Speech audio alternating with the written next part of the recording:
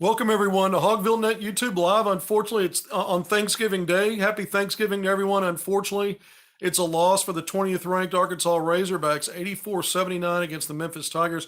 Unranked, but still unbeaten. It's a Memphis team now 5-0. Arkansas drops to 4-2. The Hogs have lost two of their last three games. Very disappointing. Believe it or not, Arkansas can still salvage a positive out of this trip, because now you get to play another team that was upset. If you look at rankings, North Carolina 14th ranked. Both teams are going to be looking to get out of the Bahamas by salvaging a win and leaving 2-1 instead of 1-2. But that's what's next for Arkansas at noon Central Time. That game will be on ESPN2 tomorrow, noon Central Time on Friday.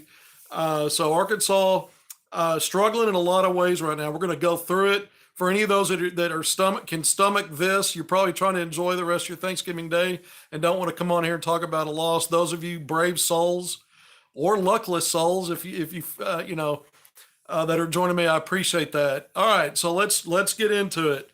Arkansas is not very good on either side of the basketball right now. Arkansas is probably lucky that they're not 0-3. I mean, they needed some free throw misses at Stanford. Now, there's no point in looking back in that and trying to give Arkansas a third loss. The point is, I think they've been outplayed in too many stretches of that Stanford game by an inferior team when you look at it from a talent standpoint. And I thought tonight a Memphis team that's been hot and has a lot of good pieces. Look, this is a Memphis team under Penny Hardaway that's replaced a lot of guys, got a lot of transfers too. Arkansas is not the only team that has that problem of trying to figure out how all the puzzle pieces fit. I'm just going to lay it out there to a man, including the head coach. I think Arkansas is underperforming. I think Arkansas has been outcoached in this event to this point. Having said that, you knock off 14th ranked North Carolina tomorrow, you leave 2-1, and you've salvaged. You could still keep your head up. I mean, you'll pick up a quad one win if you do that. This will be a quad one result eventually. I think Memphis will probably end up in the rankings in this next poll. Villanova will probably get back in there. Whoever wins this event is going to be ranked when the next polls come out. Arkansas could fall out if even if it beats North Carolina. I think it gives Arkansas a chance to stay in there at the bottom of the top 25. But I think Arkansas has way underperformed. I'm just looking at a lot of different things. Defensively, let's get into this right away. Arkansas gave up 26 of 53 shooting to Memphis, nearly 50%, 49.1%. 8 of 24 from three, 33.3%, but a good volume for Memphis. How about the free throw line? This is where Arkansas usually has a big advantage. -3 in free throw attempts tonight for a team that led the NCAA coming into this. Arkansas shot 27 and made 20, 74.1%, decent percentage. But you got outshot at the line. There was some late, a couple of late fouls where you're trying to stop the clock and they're shooting free throws. So it was pretty even. But Arkansas, as poorly as it plays on offense and then struggles defensively to get stops, it's got to win big in the free throw line. That's what happened against Stanford. Otherwise, Arkansas loses to what I think is probably an average team. The Hogs are going to be okay come March. Yeah, I mean, we know Musselman teams struggle at different parts of the season. Usually it's that late December, early January stretch. Last year, it was kind of throughout at times because they were playing shorthanded with guys out and they had youth issues. Lost their last three regular season games. This is the earliest we've seen Arkansas struggle. In fact, Eric Musselman's stuck on 99 wins right now. So it's still a great record, 99-44 overall. Arkansas is now 5-2 in regular season tournament games under Musselman, a very good record. And Arkansas now 17-8 all-time in tournament games when you include postseason, SEC tournament, and NCAA tournament. So when you understand that tournaments are winning in advance, that means that's a really good record, and Arkansas is usually up for the challenge. I thought Arkansas was outplayed and outcoached tonight. I looked at Memphis, had a lot of good inbounds plays, good plays after dead ball timeouts. They attacked Arkansas to right in where Arkansas's weakness is, cutting off drives. And the best way to do that is transition, secondary transition, and in your half court. You don't leave any scraps off the table. When you see a team's weakness, you go attack it. Arkansas's offense doesn't seem to understand how to do that because each opponent, the problems are the same. I mean, Stanford and Memphis are two very different teams. Defensively, Stanford wasn't a very good team coming in. Memphis had better athletes, more athleticism to match Arkansas. Lately, it doesn't matter who Arkansas plays. Go back to Greensboro. They are very stagnant on offense. Now, when I go through some of these numbers, 26 of 55, 47.3% shooting for Arkansas, that's not bad. 7 of 18 from three, nearly 39%. You'll take that. I mentioned the 20 of 27 from the free throw line. So they got there. But here's the problem. Arkansas tonight, 7 assists. Memphis had 14 on its 26 made field goals. Arkansas only 7. So you go, what's the big deal? Percentages are okay. Everything is tough and off the bounce. The spacing's awful. The ball movement's not good. You don't get many easy looks. And what happens? Yeah, you shot okay, but you had 18 turnovers. The defenses are teeing off on Arkansas right now, digging in and getting steals because they know Arkansas is going to drive. There's not enough movement off ball, weak side. You saw a couple of times tonight in the first half, I thought there were a few pockets of hope where Arkansas had assisted. They had 3 assists in the first half that looked pretty good for clean looks. And then they had a hockey assist out high into that free throw line extended, that nail area, and then a quick kick out to a wing for an open 3. So there were a few plays where you saw a little hope there. But for the most part, I mean, Arkansas's got 20 assists in these last 3 games on 73 made field goals. Conversely, every one of Arkansas's opponents in these last 3 games has assisted on better than 50% on their made field goals. So not only is Arkansas giving up pretty good percentages here, I know Stanford didn't shoot all that well overall, and that was a high-scoring team that played nobody, really. But at the same time, defensively, Arkansas overall has just not been good. They can't contain drives. Their transition defense was atrocious tonight. I mentioned 18 to 13, minus 5 in turnovers. That's not a huge gap, but you know what was? 27 to 10 in the scoring off of turnovers. Memphis made Arkansas pay. And Arkansas has a hard time, especially when you're not getting live turnovers. 10 to 4 were the turnover numbers in steals. So Memphis is getting live ball turnovers and able to cash that in. A lot of that was in transition. Arkansas got some turnovers, but some of them were offensive fouls, or they were dead ball, but throwing it out of bounds. It's not a live ball. You don't get advantage. You get a chance to run the other way. So Arkansas gets killed in transition, minus 11, 15 to 4, destroyed in turnovers. Assists, 14 to 7, got doubled up there. And again, when you look at both teams made 26 field goals. Memphis had 1 more 3 than Arkansas. Memphis had 4 more free throws. So you see the 5-point difference. But Memphis has got a lot of easy scores, a lot of it in transition or just making passes and so that matters because the harder it is on your offense, the more you're likely to turn it over, the more that you're likely to not capitalize. And then when you do, use all that effort playing 1-on-5, trying to get a bucket late in your clock most of the time, or Arkansas's rushing an ill-advised shot early in clock, a shot they can get late like they normally do. Why not try to figure out a way to get something easy? So they're really struggling there. And it doesn't matter what the matchup is. It's been Greensboro, and these are good teams. You know, Stanford, I don't know how good Stanford is, but I mean, they gave Arkansas fits. Arkansas is not getting good stuff from its offense, even when it's scoring points, and some of these percentages look okay. Because when you look at the other end of the court, Arkansas's defense gives up open threes, but there's a lot of good ball movement. I mean, David Jones, 36 points tonight, and this was a transfer out of St. John's. I'm just going to drop this here. I'm going to leave it out here. Do with it what you will. Arkansas could have had him. Now, this is one game. This is a good player. Arkansas's got really good players. Arkansas in portal recruiting, that was an opportunity for Arkansas to get him. Arkansas opted a different direction. And I'm not throwing that out there to rub salt in any wounds or to make some big deal out of it. But since we're talking about the young man, that was a guy that Arkansas looked at and probably would have had. But, 36 points tonight, 10 of 14 from the field, 4 of 8 from 3. Perfect in the first half, 17 points. Arkansas was up a point, and those last 6 points, he got off 2 threes in the final seconds. One to beat the buzzer was a dagger going into halftime for Arkansas because this is a team that just can't. I mean, Arkansas's had a few minor leads in this event, no more than a 4-point lead against Stanford. They won that game. And then tonight they had a 5-point lead in the first half and couldn't hold on to it. 3 technical fouls on Arkansas tonight, none against Memphis. That's also a reflection of stuff in-house. You've got to be better than that. Some of that stuff I don't necessarily agree with. The celebration, I've seen that go both ways where refs just look away from that on Devo point to the bench. Trevor Brazil's been a little bit chippy and doing a little bit of extra stuff. We saw it at I saw it in the Stanford game. Some of that stuff, you can get away with sometimes, but I think they're watching him because I think throughout the game he just does little things. Now, Trevor Brazil had another double-double tonight and had some wow moments. But Jones, outside of him, you had Jourdain, who I thought was an interesting prospect, man. That guy hurt Arkansas. 12 points, 3 rebounds, a couple of assists, and then he had a block late in the game on Devo. I think a poor coaching decision. You're down 6 points, 2 possessions technically, but 6 points.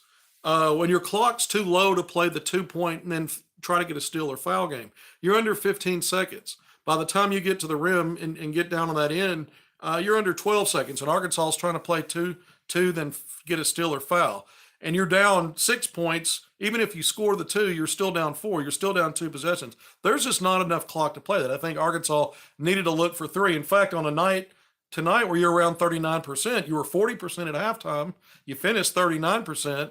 So it's not like, the previous 2 games when you were laying an egg there. But at the same time, just the clock dictates. I wouldn't have played the game that way. It's not hindsight's 2020. I'm saying these things as I'm watching it going, wow, they're going to do it that way. There's just not enough time, in my opinion, for that to work for you. This is not the NBA where a timeout after a made free throw on the other end or a made score, you get to take it out at half court. That cuts your clock time down on getting the ball inbounds and getting the shot up. In college, you got to go the distance. So that's at least 3 to 4 seconds. There's not enough time to do that and get good looks off without rushing them and really being off balance and some other problems there. So I had some question marks about that. Eric Musselman is one of the best I have seen at getting things figured out at some point.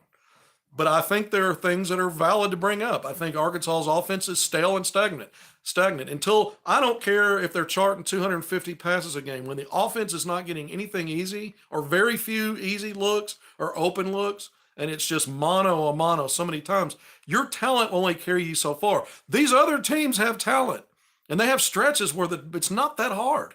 It's not that hard for them. And then they're teeing off on you, digging in and getting steals and getting turnovers because it's just hard to be mano a mano all the time. You're going to make more mistakes playing that way than if the ball's got the energy and getting guys open and guys are cutting and they don't have to handle as much. They don't have to make as many decisions with the ball.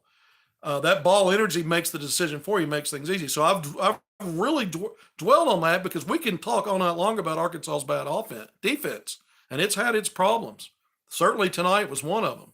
But Arkansas rebounded the ball well, +9.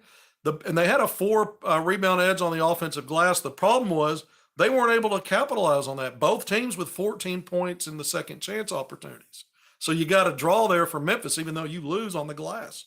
Points to paint, Memphis +2. Arkansas is usually close there. It's usually kind of close in these recent games. Bench scoring, Arkansas +4, but that's Caleb Battle, your leading scorer. His third 21-point game on the season, by the way. He was efficient, 5 of 8.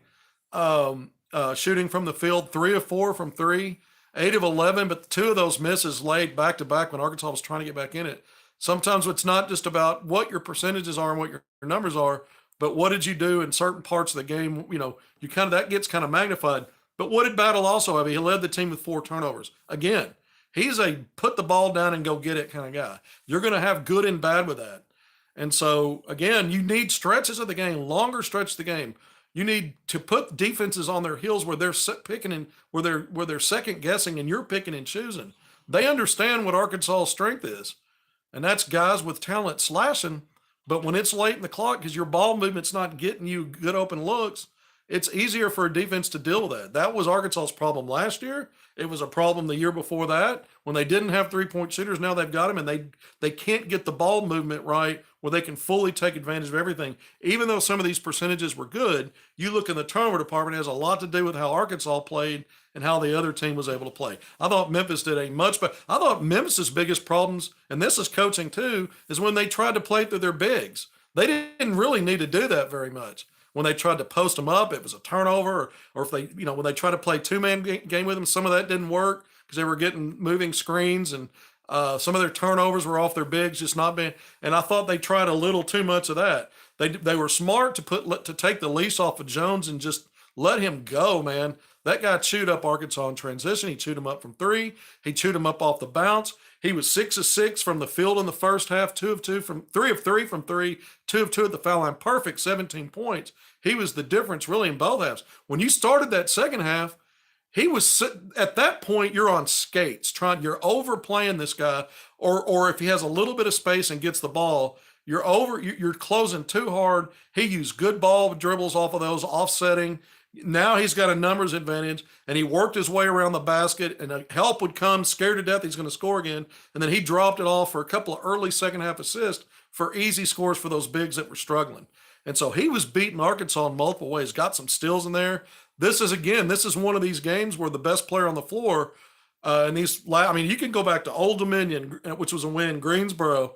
Not last night. I thought Arkansas had the best players on the floor, and not only in terms of talent, but what translated at the end, fortunately, and Arkansas getting a win. But tonight, I think the best player on the floor was for the other team. That's been too much of the example where Arkansas in the past defensively has been able to maybe take out the top guy or the second guy and eliminate enough guys from what they're used to doing. And this guy goes and has a career night. Last night, it was a 27-point game. The leading scorer was for the other team. You could argue Spencer Jones was the best player last night. I don't think he was. I thought it was Tremont Mark and Trevor Brazile, and Spencer Jones, gets honorable mention or gets the bronze medal there. But he had a big night against Hogs. So they're not able to make adjustments and figure out what's not working against certain guys. I go back to the offense. I think it's as problematic, no matter what some of these percentages look like, as in some ways as the defense. And I think when your offense isn't making defenders move, they're fresher on the other end. The easier it is for them to think about how many times you see guys just standing around watching in Arkansas. There's not a lot of off-ball movement. They like to do a lot of screen game and stuff at the elbows, try to get their ball handlers downhill. You're really not seeing Trevor Brazile in a lot of two-man game with roll or pop. There was a little bit of that. He has these wow moments, man. What did he do tonight? Trevor Brazile, 14 and 10 with the two steals. No blocks in this game, but 3 turnovers. In Arkansas, for some reason, I don't know what their dunk percentages are in the Bahamas, but they're not good. They were 1 of 4 last night. They missed a few in this one. But Brazile, another double-double. He's got 36 rebounds in Arkansas's last. Let's see. Let me see if my math is right. 27 and 9 is 36 in Arkansas's last 3 games. 12 rebounds a game. A lot of those on the offensive end. That helped Arkansas. You got a couple of tip-ins early. Everyone just stands. Honestly, think we look better. I missed that. Arkansas looked better. I'm not sure where Arkansas looked better. They got some guys that can go get some numbers. They got some guys that can go get buckets. They got Layden Blocker, the freshman in the starting lineup. If this guy is making such a big impact, 9 points, he was efficient, 3 of 5 from the field. Yeah, he missed a layup, but 3 of 4 at the free throw line, 3 rebounds, an assist. But how many times was this guy diving to make plays? Just diving on the floor to get a deflection. There were times where he didn't get a statistic, battling for a rebound, and had someone not been in there fighting for it, it's easy rebound for Memphis, but he battles for it. It goes off a Memphis player out of bounds. It's a dead ball team rebound for Arkansas. He puts together those little things. How many times in this game did Memphis win 50-50 balls when it was a back and forth and Arkansas was right there and Memphis was just quicker and better to the ball on loose balls? It seemed to happen more often than not. That's been a problem. It happened against Stanford. It's happened against Greensboro. And some of your guys that are active like Brazile, you kudos to him for getting all these rebounds, man. He is really, some of that requires some physicality on his part, but stopping drives and getting in the way of people. There's a lot of Matador stuff with Brazile defending around the basket, whether it's guards or bigs. And then sometimes on those 50-50 balls, he's kind of flat-footed, and then it kicks in. I got to move to get that.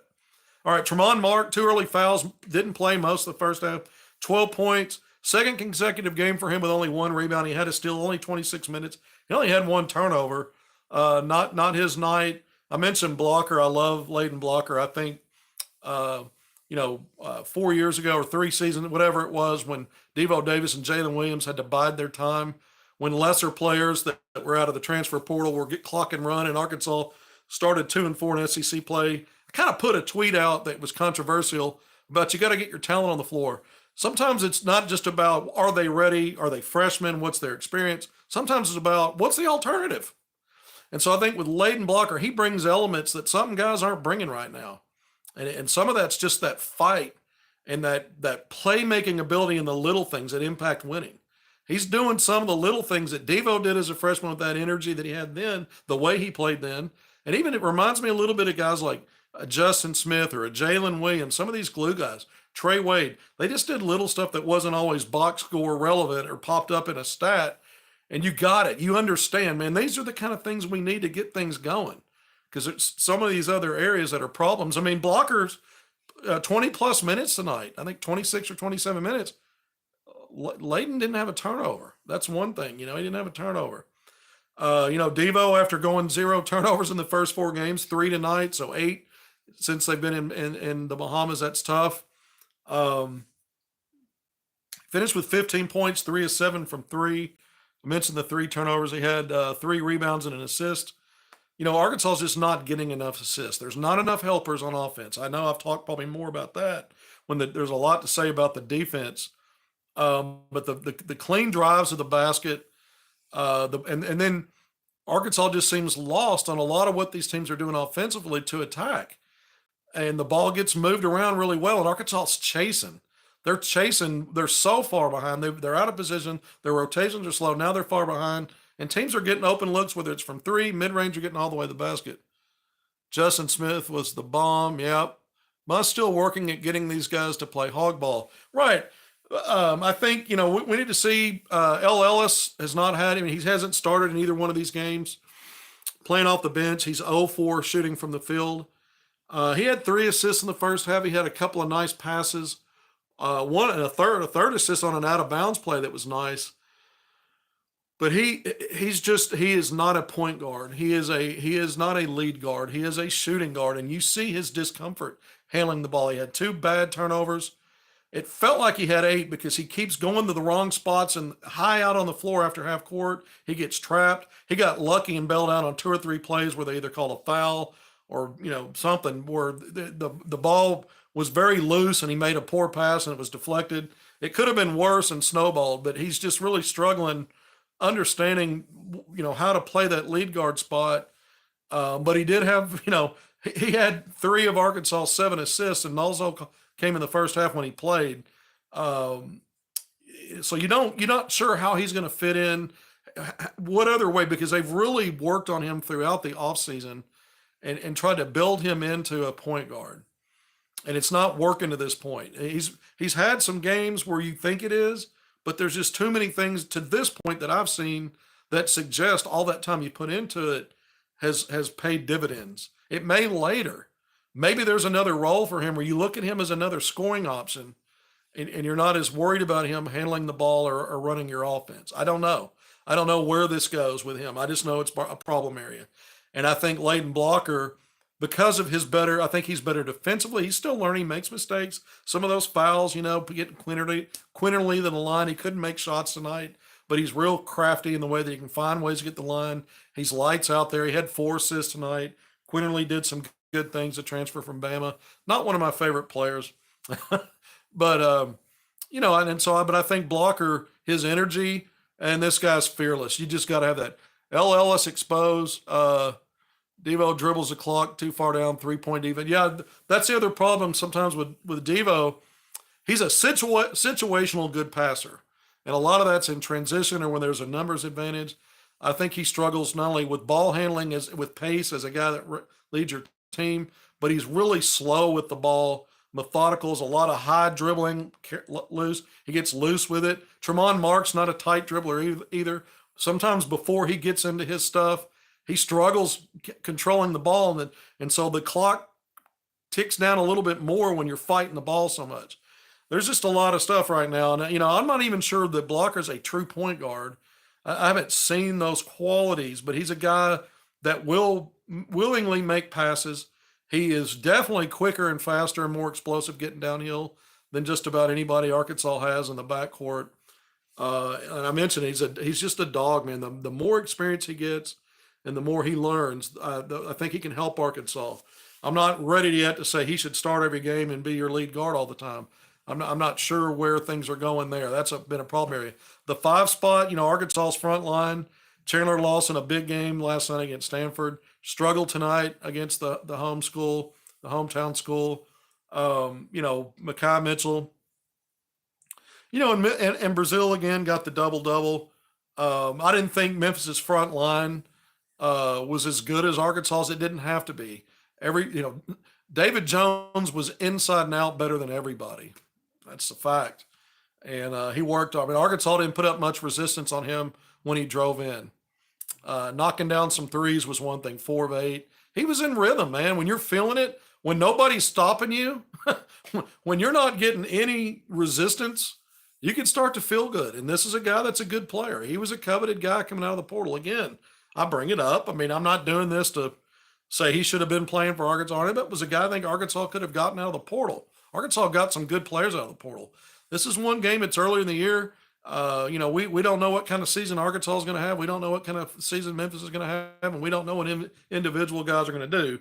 But I wondered just a little bit, since Arkansas didn't grab him out of the portal, did that play into it at all, his psyche tonight and having a little extra? I don't know.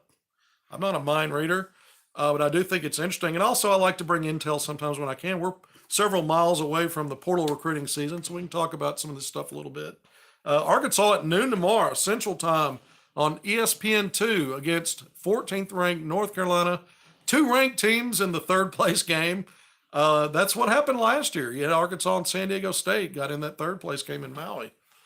So this is an opportunity to Arkansas to add a quality win. It's a blue blood, it's a ranked team, and it's a game. Either way, it'll be a quad 1 result. If you lose it, you've lost back-to-back what are likely to be later on quad 1 or missed quad 1 opportunities. And then the Greensboro loss gets more and more sticky. Can Greensboro finish high enough in net once that comes out, have a strong enough year to be only a quad 2 loss? Still not great, but not ugly like quad 3 or quad 4. We don't know about that. I don't know how many folks are on here with me tonight. I know it's late. It's Thanksgiving night. It's not as late as it has been. It was, even though the game started late and they moved it around ESPN's different channels, and finally, I think it started out on ESPN.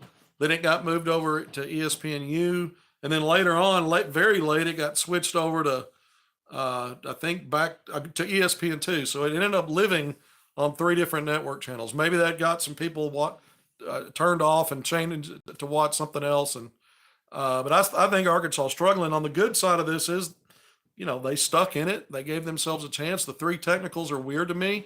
I haven't said this yet, probably, if I haven't brought it up nearly 30 minutes in. I did think Memphis got the benefit of some whistles tonight that maybe should have gone Arkansas's way. I think Memphis got more of those. I think there might have been some that favored Arkansas, but I think there were more of those that favored Memphis. The 3 technicals, those are judgment calls, to quote Lou Holtz back in the day on the pass interference call against SMU. Those are judgment calls. But I think it's not a great look. There must be chirping and other stuff going on. The refs keep hearing it to start teeing up your team, because I don't know that they were just singling out Arkansas just to do it. Frustrated, but trust must. Yeah, and I mean, I've called out everything tonight. I'm hanging some of this. I think Muss in some ways has been outcoached, because I don't think Arkansas. I think some of this is not just about the players still learning what they can do, because Memphis could make that excuse. They got a lot of newcomers, and if it's not strategic, if it's not game planning, if it's not your schemes, then maybe it was your recruiting. I don't know. I just know right now, Arkansas doesn't look like a team prepared like it was against Purdue in the exhibition season. And Muss has had trouble areas before with his teams, and they look disjointed. I've used those words before. It's on offense. We know it starts with defense with this team. It's not very good right now. These are all things that, if you look at Eric Musselman's track record, he's probably going to correct. And Arkansas is probably going to be a really good basketball team at some point. So I'm not saying he can't coach. and I'm not trying to ride him to the point of trying to make a point that he doesn't know what he's doing. But I do think it's interesting that whatever the philosophy is on offense, it's not working right now with the pieces you have, or the pieces you're using, or how you're using them. And I'm not going to tell him how to do it. I'm just identifying the fact that it's not working. And I see early in the season, some of these other teams Arkansas is playing, things are working. The excuse with Greensboro was, well, it's a veteran team. They got a lot of guys back. Well, that's partly true. What's the excuse with Memphis? They got new guys too. They're infusing guys in there. So they're a much more smooth operating team right now, and Arkansas still only lost by 5. That says a lot to me about Arkansas's talent. Not all is bad, right? But I'm thinking right now it's hard to close games when you're having these many mistakes on both sides of the ball. It's just really hard to close games that way. And then when you did take a 5-point lead, you started getting technicals called on you. So I don't know. Arkansas is not good enough to not shore up some of these things and expect to come out and win some of these games. Eric Musman, I believe, like he's done in the past, will get it figured out and get it ironed out and get it corrected at some point. Arkansas's got a brutal setup. I mean, you get North Carolina and Duke in back-to-back games. How's that for back-to-back ACC opponents? I mean, you're taking on number 14, followed by a team right now ranked number 9, and Duke might move up. We'll see. I haven't looked to see when they've last, if they what they've got next before they play Arkansas, the Blue Devils. But Arkansas is staring down the barrel right now of being 4-4 after these next 2 games. Conversely, Arkansas could be 6-2 with 2 huge statement wins over the ACC. This is all still in front of Arkansas. That's the positive part of this. You could be 0-3 in these last 3 games. I'm not in a position to say Arkansas could be in the championship game of the Battle for Atlantis and having won 2 straight games, because Memphis really, Arkansas really didn't give itself a chance at the end. They were down 10 too late, under 4 minutes to go. That's just too much. Yeah, they cut it to 4. But they didn't even play out the game the right way after that. Still turning the ball over late. You just got to take care of the basketball and get shots. And then, they weren't good at the free throw line and some clutch opportunities. What else can you really say? I mean, I'm trying to find something positive about how Arkansas finished this game, and they did cut a 10-point lead to 4, end up losing by 5. I don't think they were in position to win this game in the final 4 minutes the way they were still playing. And I don't think the choices making, even with 15, 12 seconds left, were the right ones, because it was already going to be hard to tie the game playing it, shooting threes, but it gives you a better chance to close that gap than the way Arkansas even tried to play that, and they were still turning the ball over and not able to even get shots up. So you didn't even get shots on goal in the last seconds to give yourself a chance there. I just think things are a little bit broken right now in more ways than one. Throughout the game, down the stretch, situational basketball, and then teams just being able to continue to pick on Arkansas with transition, with drives to the basket, with kickouts, spraying the ball around with good ball movement, and then just sitting back and waiting for Arkansas to get into that drive late in the clock. So I'm probably being a little sarcastic, negative, because I'm repeating some of these talking points. All right, we're going to sign off 34 minutes in. 34 minutes in. That's enough time to talk about a loss on Thanksgiving night. 4-2 Arkansas Razorbacks, 20th ranked. They go down tonight. Still unbeaten Memphis. Good Memphis team to this point. 84-79 in the battle for Atlantis in the Bahamas. We plan on I'm not going to do a pregame tomorrow. The game's at noon. Let's just get to the game, and then we'll do a postgame at some point. But it's Arkansas, 2 ranked teams, 20th ranked Arkansas, 14th ranked North Carolina in the 3rd place game. Back-to-back seasons, Arkansas during Feast Week plays in a 3rd place game in a prestigious event. But until postgame tomorrow, thank you for joining me on HogvilleNet YouTube Live. See you then.